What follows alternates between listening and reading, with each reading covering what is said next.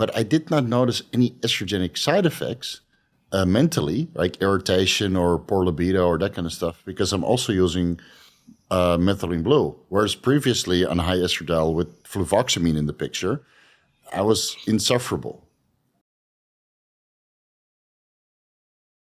If someone is going to look to aspire to be an open bodybuilder, I guess if you know, if they want to be maybe and not to put it down, but in terms of like classic bodybuilding, which is what I stayed in, you know you have a cap that you have to stay within. So there's a relative amount of where you can go to in terms of body weight before that's it. You're going to not have any room to push any further, because when you drop down, you're going to have a hard time making your weight limits.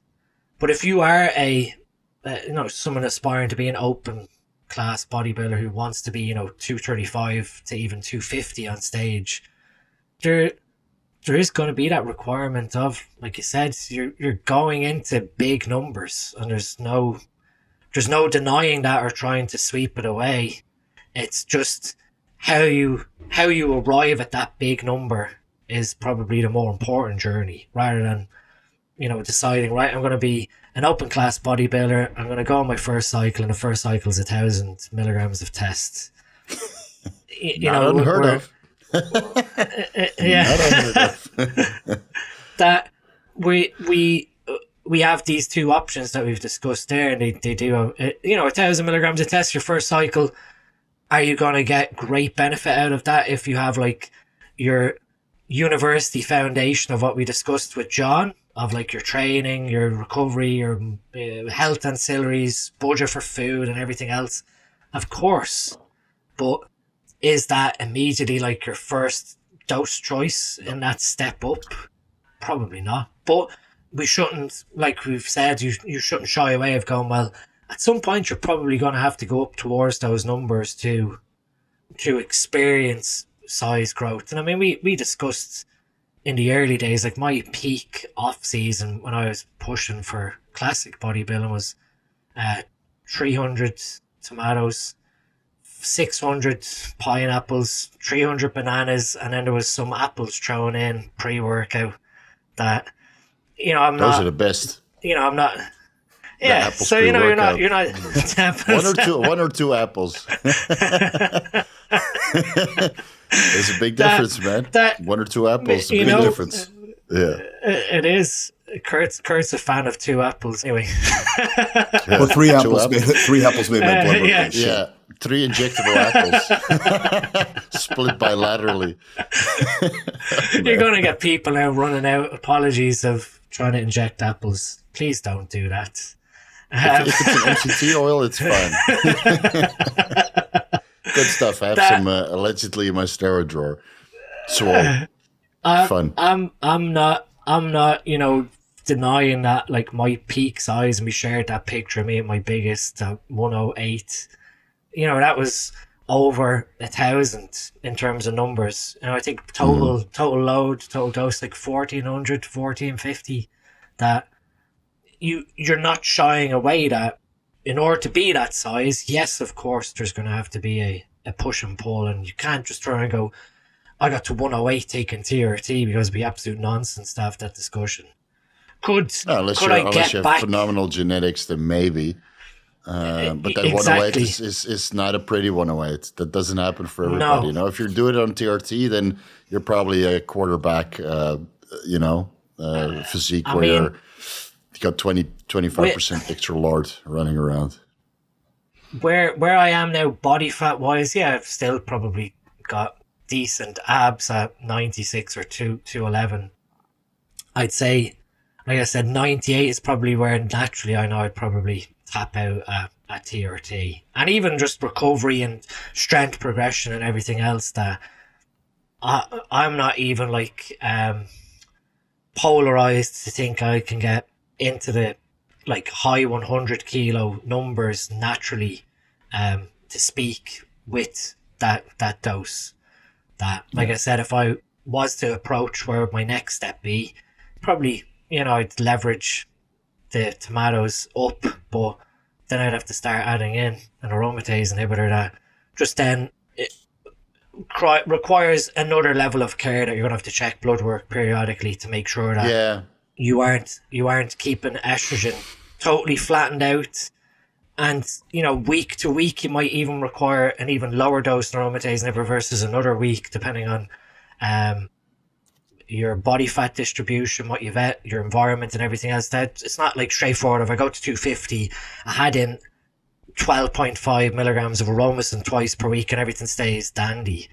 Some weeks you might need 12.5 once per week. You might need it twice per week. You might not even need it at all, depending on how the enzyme expression has been affected from the suicidal inhibition. So, yeah, it's complex from what we've discussed here, but there's no denying that for all intensive purposes, when we are like educating and trying to be healthy, yes, that low entry is relatively a good thing to consider, but you're not going to get massive in terms of like, if that's your goal to be as big as humanly possible, it's just not achievable with that dose. And that's an important thing for us to obviously discuss. Yeah. Now, I know that the comment section is screaming right now, Dean, why don't you use the other S-tier steroid Primo to control your estrogen levels? Dean just had a hair transplant, and Primo's not hair safe. Yeah, that's why you'd rather escalate the dose of testosterone with an aromatase inhibitor. My days of pineapples are probably going to be way behind me now moving forward if I want to maintain what's up there. More for me. More so because more Primo for me. I'll have to organise a deal with you of what's left there from times past. Yeah. Like, I think, you know, like that, even with my blood work with the 125 and the 300 last year in prep, my estrogen was completely bottomed out. So in that instance, we know you have to have a certain level of estrogen for hair growth.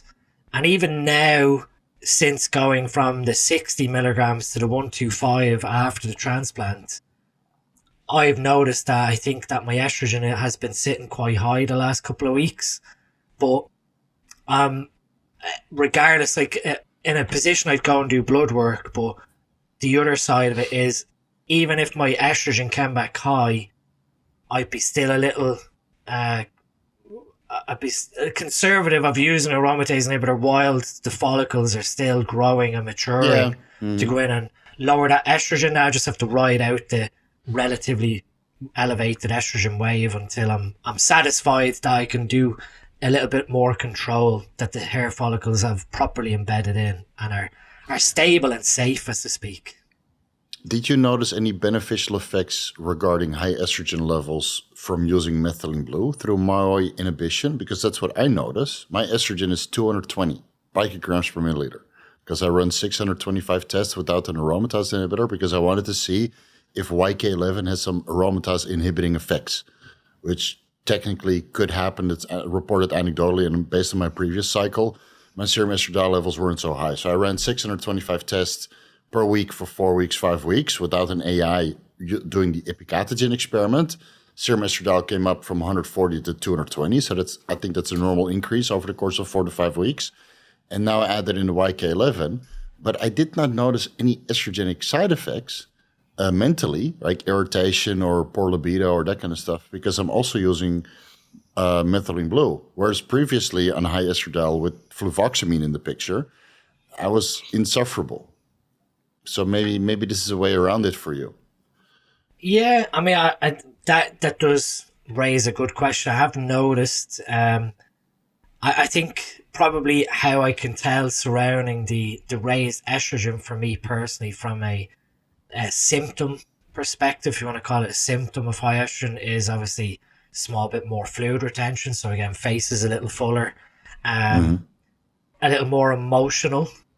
When you watch movies, you can feel a little more mentally emotional.